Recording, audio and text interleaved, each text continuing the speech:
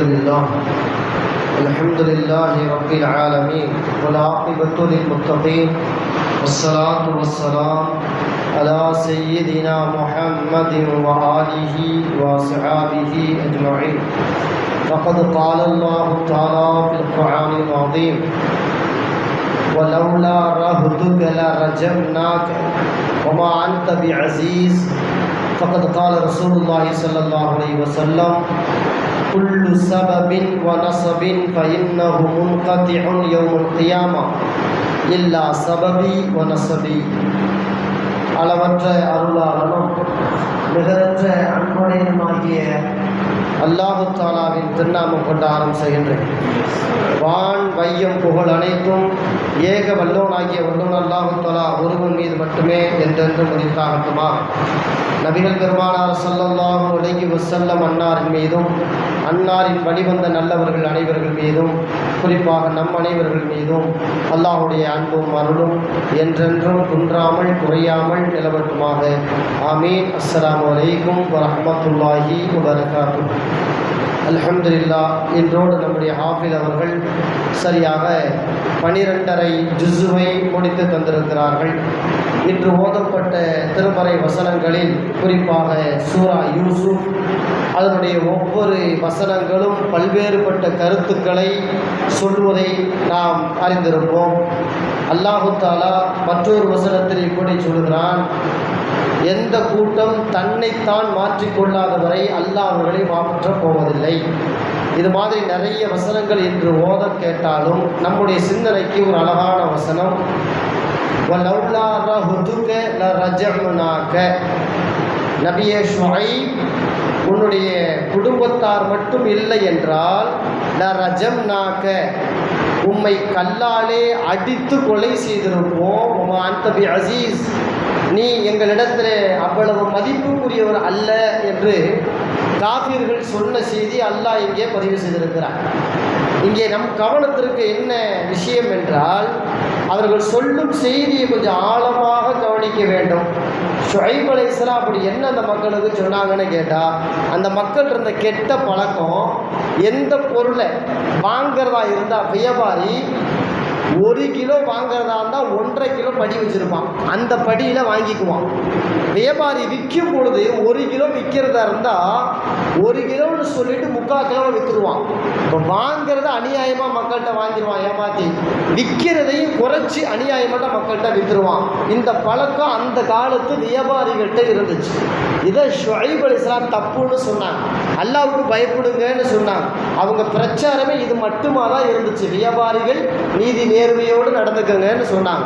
இது சொன்னது தான் குத்தம்னு அந்த ஷுஐப் அலைஹிஸ்ஸலாம் அதை பார்த்து என்ன சொல்கிறாங்க: ஷுஐப், நீ நல்ல குடும்பத்து மனுஷன், உனக்குன்னு குடும்ப பாரம்பரியம் இருக்கு, உன்னுடைய முன்னோர்கள் மக்களால் மதிக்கப்பட்ட மக்கள், அப்படிப்பட்ட குடும்ப பாரம்பரியம் மட்டும் உனக்கு இல்லைன்னு வையே, நீ சாதாரணமான குடும்பத்திலிருந்து வந்த ஒரு ஆளா மட்டும் நீ இருந்திருந்த லரஜம்னாக, உன்னை கல்லாலேயே அடித்து கொண்டிருப்போம். நாங்கள் இப்போ உன்னை கொல்ல போகிறதில்ல, காரணம் உன் குடும்ப பாரம்பரியம் ஒரு கண்ணியமானது, ஒரு உயர்வானது அப்படின்னு சொல்லிட்டு, உமான் தபி அசீஸ், நீ எங்கள்கிட்ட ரொம்ப மதிப்பான ஆளு கிடையாதுன்னு ரொம்ப சீப்பாக பேசுகிறான் இறை தூதர்களை பார்த்து. பொதுவாக அல்லாஹ் தஆலா எந்த இறை தூதரை அனுப்புறதா இருந்தாலும் குடும்ப பாரம்பரியத்தை அல்லாஹ் பார்ப்பான். உயர்தரமான குடும்பத்திலிருந்து தான் இறை தூதர்களை அனுப்புவான். சும்மா தோணாந்துருத்தியாக இவங்கிற குடும்பத்திலேருந்து ஒரு ஆளை எடுத்து இறை தூதர் அப்படின்னு சொல்ல மாட்டான் அல்லாஹ். ஒரு இறை தூதரை அனுப்புகிறாருந்தா குடும்ப பாரம்பரியத்தை ரப்பு பார்க்குறான், உயர்வுமானதை கண்ணியமான குடும்பமா அப்படின்னு பார்த்து தான் அனுப்புவான். பெருமானார் ஸல்லல்லாஹு அலைஹி வஸல்லம் சாதாரணமான குடும்பமா, குறைஷ் குடும்பம், ஒரு உயர்தரமான கண்ணியமான குடும்பம். குடும்ப பாரம்பரியம் அப்படின்னா காசு பணத்தை வச்சு இடம் விடக்கூடாது. அவர்கிட்ட நிறைய காசு இருக்குது, அவர் பெரிய குடும்பம், நல்ல பாரம்பரியம், அப்படி இல்லை. பெருமானார் ஸல்லல்லாஹு அலைஹி வஸல்லம் அவர்களை வளர்த்தெடுத்தார்களா இல்லையா? அபூ தாலிப் அவர் பணக்காரர் கிடையாது. மதீனா மக்காவில் ஒரு பெரிய கோடீஸ்வரராக இருந்தாரா? கிடையாது. குடும்பம் நடத்தவே கஷ்டப்பட்ட ஒரு ஏழை தான். ஆனால் அவருடைய குணமனம், அவருடைய தந்தையுடைய குணமனம், அவங்க பரம்பருடைய குணமனம் தயாள குணமனம், நல்லொழுக்கத்தோடு இருந்தாங்க, கண்ணியம் பேணாங்க, மக்களுக்கு மத்தியில் நற்பேறு எடுத்தாங்க. அதனால அவங்க குணம் ஒரு உயர்வான குணம், ஒரு உயர்வான குடும்பமாக மாறியது. இன்னைக்கும் கூட நாம் கண்ணியமாக ஒழுக்கமாக கட்டுப்பாடோட நடந்துக்கிட்டா நம்ம பிள்ளைங்க அதே மாதிரி நடந்து கொள்ளுவாங்க. நம்ம குடும்பம் ஒரு கண்ணியமான பாரம்பரியம்னு பேர் எடுக்கிறோம். நாம் சரியாக வாழ்ந்தோம்னா நம்முடைய பிள்ளைகளுக்கு பேர பிள்ளைக்கு கொள்ளு பிள்ளைகள் வரைக்கும் நல்ல பேர் கிடைக்கும். இவர் மையனா கண்ணியமாக இருப்பான், இவர் பேர பிள்ளைகளா ஒழுக்கமுள்ள பேர பிள்ளைகளா இருப்பாங்க. அப்படி குடும்பங்க நல்ல வழி வந்த பிள்ளைங்க அப்படின்னு சொல்றாங்களா இல்லையா? அப்போ கண்ணியமான குடும்பம்ங்கிறது இவருக்கும் பெருமை, இவரை சார்ந்த அந்த பரம்பரைக்கும் பெருமை. பெருமானார் ஸல்லல்லாஹு அலைஹி வஸல்லத்தை குறை சொல்றதுக்காக நஜ்ஜாசி மன்னர்கிட்ட அபூ சுஃபியான் போனார். உங்கள் ஊரில், அதாவது உங்கள் ஊரில் எத்தியோப்பியாவில் சில முஸ்லீம்கள் வந்து குடியிறங்கியிருக்காங்க, அவங்க நல்ல மனுஷன் கிடையாது அப்படின்னு ஒரு போட்டு கொடுக்க போகிறார் அபூ சுஃபியான். அப்போது நஜ்ஜாசி மன்னர் கேட்டாரா, எப்பா மக்காவில் ஒருத்தர் புதிய இறைத்தூதன் வந்திருக்காரு, அவரை பற்றி கொஞ்சம் சொல்லுண்டாங்க. அப்போ அவர் கேட்குற முதல் கேள்வி என்ன கேட்டார் தெரியுங்களா? எப்போ அந்த மன்னர் கேட்குற கேள்வி, இறைத்தூதர் முகம்மதுன்னு சொல்கிறார்ல, அந்த முகம்மதுடைய பாரம்பரியம் என்னன்னு தான் முதல்ல கேட்டார். முதல்ல கேட்டது இறைத்தூதர் இருக்கட்டும், அவர் பாரம்பரியம் என்ன? உங்கள் மக்காவில் நல்ல உயர்ந்த குலத்தில் பிறந்திருக்காரா, கண்ணியமான குடும்பத்தில் உள்ள பிள்ளையா அவருன்னு கேட்ட உடனே அபூ சுஃபியான் சொன்னார், ஆமாம், மக்காவிலேயே உயர்வான குடும்பம் குறைஷி குடும்பம், மிகவும் மக்களால் மதிக்கப்படக்கூடிய குடும்பம் குறைஷி குடும்பம். குறைஷி குடும்பத்தில் தான் மக்காவின் தலைவர்கள் இதுவரை வந்திருக்கிறார்கள். அதனால அந்த குலத்தில் அந்த குடும்பத்தில் தான் முகம்மது வந்தார் அப்படின்னு சொன்ன உடனேயே நஜ்ஜாசி மன்னர் சொன்னார், அல்லாஹ் இறை தூதர்களை அனுப்புவதாக இருந்தால் உயர்ந்த குடும்பத்திலிருந்து தான் அனுப்புவான், அதனால் முகம்மது நபி இறை தூதர் அப்படின்னு நஜ்ஜாசி மன்னர் சொன்னாரே. பார்க்கவே இல்லை, ரசூல்லாவை பார்த்ததில்லை, ரசூல்லாட்ட பேசுனதில்லை, குடும்பத்தை வச்சு கணிக்கிறாங்க பாருங்களேன். அப்போ நல்ல குடும்பம்னு பேரை எடுக்கணும்னா நாம நல்ல மனுஷனா வாழணும், நாம நல்ல மனுஷனா வாழணும். அல்லாஹ் அதை தான் இங்கே சொல்றான், உன் குடும்பம் மட்டும் நல்ல குடும்பமா இல்லாம இருந்தா உன்னை அடிச்சிருப்பேன்னு ஷுஐப் அலைஹிஸ்ஸலாத்தை பார்த்து சொன்னானே, அடிக்க முடியல. ஷுஐப் அலைஹிஸ்ஸலாத்தை கல்லால் அடிக்க முடியல. அந்த பாரம்பரியம், கண்ணியமான பாரம்பரியம் அவர்களை காத்தது. பெருமானார் ஸல்லல்லாஹு அலைஹி வஸல்லம் சொல்றாங்களே, என்னைய வந்து எவ்வளவோ பேர் அடிக்க முயற்சி பண்ணா, ஆனா என்னுடைய குடும்ப பாரம்பரியம் காப்பாத்துச்சுனாங்களே. கண்ணியமான குடும்பம், மக்காவிலேயே உயர்தரமான குடும்பம். ரசூலுல்லாவை அவ்வளோ வேகத்தில் போய் கை வச்சிட முடியாது, ரசூல்லாவை அடிச்சிட முடியாது, பயம்தான் ரசூல்லா மேலே கை வைக்க. காரணம் என்ன? உயர்வான குடும்பம்ப்பா, அந்த குடும்பத்து பிள்ளை மேலே கை வச்சிடாத அப்படின்னு எதிரிகள்லாம் பயந்தானே, எதிரிகளெல்லாம் பயந்தானே. அப்போ நல்ல குடும்பத்தினுடைய ஆண்கள் பெண்கள் யார் மீதும் அவ்வளவு வேகமாக தீய மனிதர்கள் கை வைத்து விட முடியாத அளவிற்கு அல்லாஹ் பாதுகாக்கிறான் என்பதை இந்த வசனத்தின் மூலமாக நாம் இன்றைக்கு விளங்க வேண்டிய பாடம். பெருமானார் ஸல்லல்லாஹு அலைஹி வஸல்லம் குடும்பத்தை பற்றி ரசூலுல்லாவே சொல்றாங்க. எப்படிப்பட்ட குடும்பம்னு, எந்த குடும்பம்னு ரசூலா சொல்றாங்க, குல்லு சபபின் வ நஸபின் ஃபஇன்னஹு முன்கதிஉ யௌமுல் கியாமா. இன்னைக்கு நீங்க வந்து நல்ல குடும்பம்ங்கிறீங்க, நல்ல இடத்துல கல்யாணம் முடிச்சோன்னு சொல்றீங்க, உங்கள் உறவுகளும் பந்தங்களும் மறுமை நாளில் முறிந்து போகும் அப்படின்றாங்க பெருமானார் ஸல்லல்லாஹு அலைஹி வஸல்லம். முறிந்து போகும். அல்லாஹ்ட்ட போய் பந்தத்தெல்லாம் காட்ட முடியாது. ஒரு உயர்ந்த குடும்பம், கண்ணியமான குடும்பத்தில் பேர் பொண்ணு எடுத்தாரு, மாமனார் அப்படி, இவங்க அத்தா அப்படி, அப்படிலாம் அல்லாஹ்ட்ட சொல்ல முடியாது. கியாமத்து நாளில் உறவு முறைக்கு பந்தத்துக்கெல்லாம் வேலையெல்லாம் அல்லாஹ் முடிச்சு போட்டுருவான் அப்படின்னு சொல்லிட்டு அடுத்த ரசூலா சொன்னாங்க, இல்லா சபபி வ நஸபி, ஆனால் என் உறவுகள் அப்படி அல்ல, என் பந்தங்கள் அப்படி அல்ல, என் உறவும் என் பந்தமும் நாளைக்கு அதனால் பயன் பெறுவார்கள் அப்படின்னு பெருமானார் ஸல்லல்லாஹு அலைஹி வஸல்லம் சொன்னாங்க. நம்ம உறவு முறையை தான் துனியாவோட முடிஞ்சிச்சு. ரசூலுல்லாவுடைய உறவு அப்படி அல்ல, ரசூலுல்லாவுடைய உறவு முறை சொர்க்கம் வரை போகுமா. காரணம், இறை தூதரின் குடும்பமா இல்லையா, ஒரு பாரம்பரியத்திலிருந்து வந்தவர்களா இல்லையா. இன்னைக்கு இல்லைங்க, கியாமத்து நாள் வரை ரசூலுல்லா பரம்பரை இருக்கிறாங்க. ரசூலுல்லாவுடைய பரம்பரை உண்டு. அவர்களை சையது குடும்பம் என்று சொல்லுவார்கள். சையது குடும்பம் பல பேருக்கு தெரியாது, ஆனால் நம்மோட அவர்கள் பழகலாம். ஆனால் அவர்களுடைய குடும்ப பாரம்பரியம் ரசூலுல்லாஹ்ட்ட போய் நிற்கும். இன்னைக்கு நம்ம நாட்டில் இருக்கிறாங்க, அரபு நாடுகளில் இருக்கிறாங்க, மலேசியா மாதிரி நாடுகளில் இருக்கிறாங்க, ஐரோப்பிய நாடுகள்லையும் கூட அதாவது ரசூலுல்லாஹ்வுடைய பரம்பரைகள் குடி போயிருக்கிறாங்க. உலகம் முழுக்க பறந்து விரிந்து பெருமானார் ஸல்லல்லாஹு அலைஹி வஸல்லம் குடும்பத்தார்கள், அவருடைய உறவுக்காரர்கள், அந்த உயர் குலத்தார்கள் இருக்கிறார்கள், கியாமத்து நாள் வரை இருப்பார்கள்.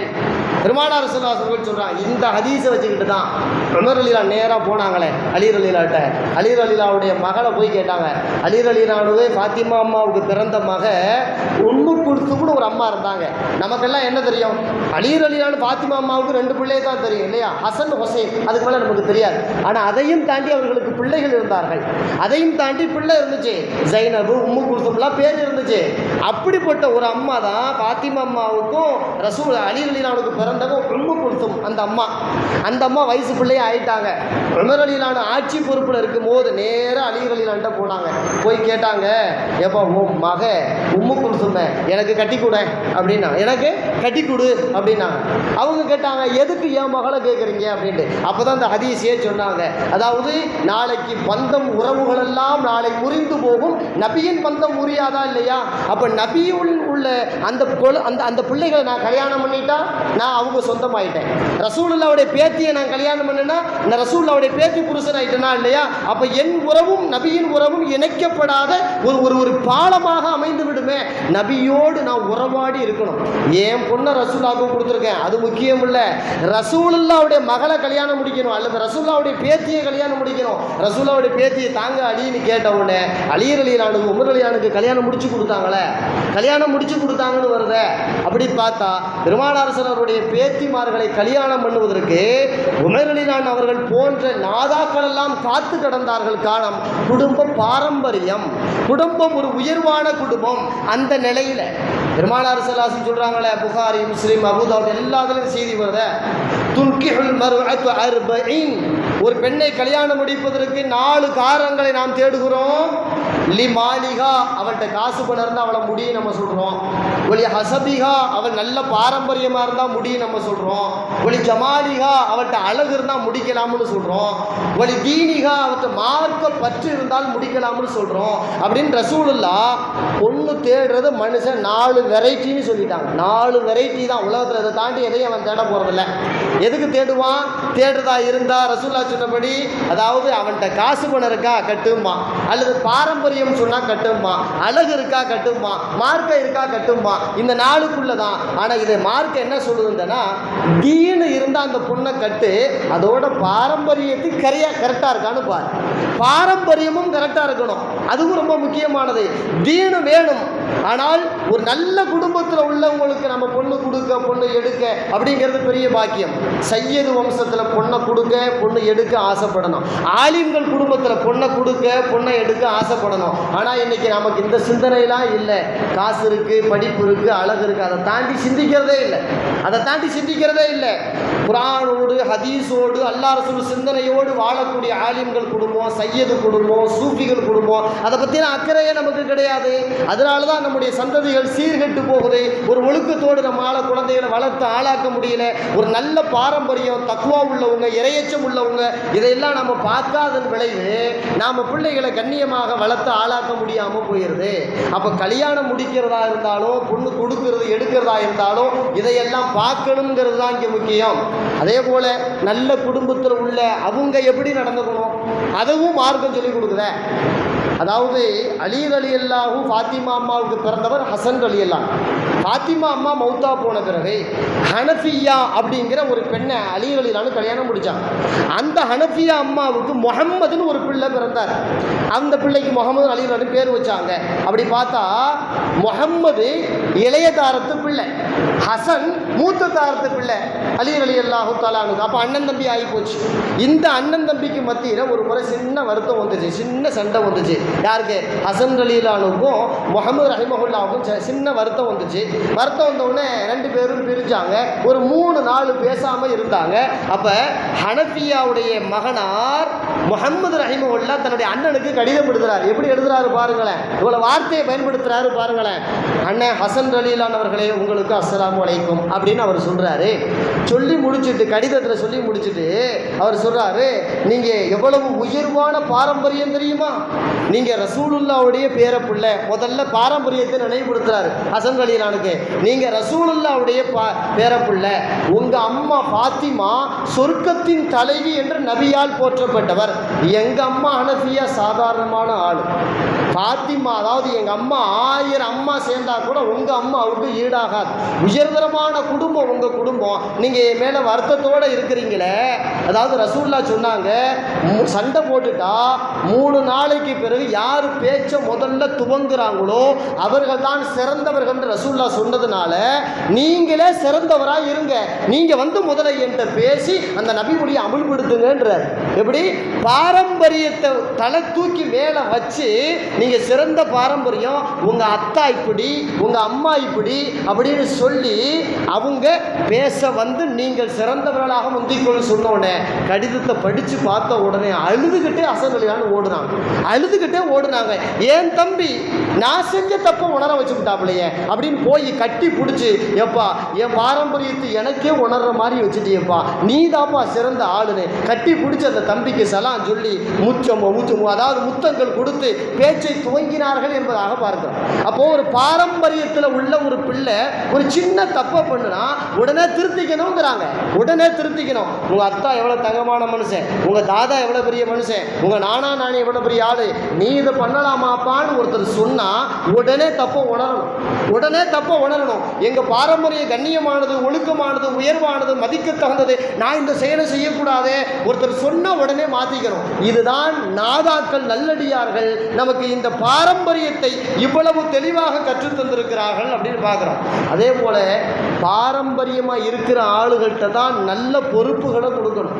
அவர் ஒழுக்கத்தோடு இருக்காரு, கண்ணியத்தோடு இருக்காரு, நல்ல பாரம்பரியத்தோடு இருக்காருன்னா அவர்கிட்ட தான் நல்ல பொறுப்பை கொடுக்கணும். நல்ல அமானிதத்தை பாதுகாக்கிற நிலைப்பாட்டுக்கு வரணும். சம்பந்தம் பண்றது அவங்களுக்கு நம்ம முன்னுரிமை கொடுக்கணும். இப்படி பாரம்பரியம் ஒழுக்கத்தையும் பேணணும்.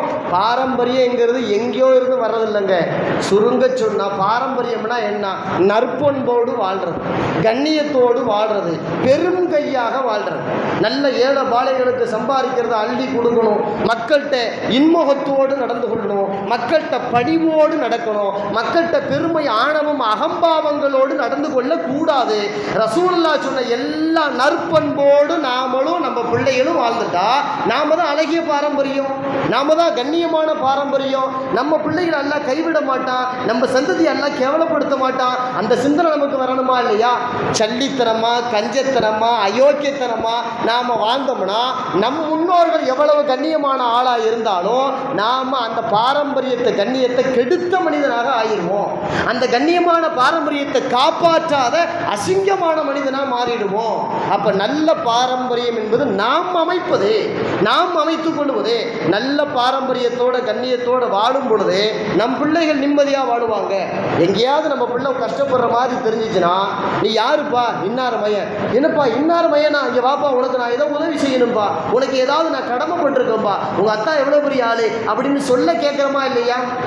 நம்மளுடைய யதார்த்தத்தை பார்க்குறோமா இல்லையா?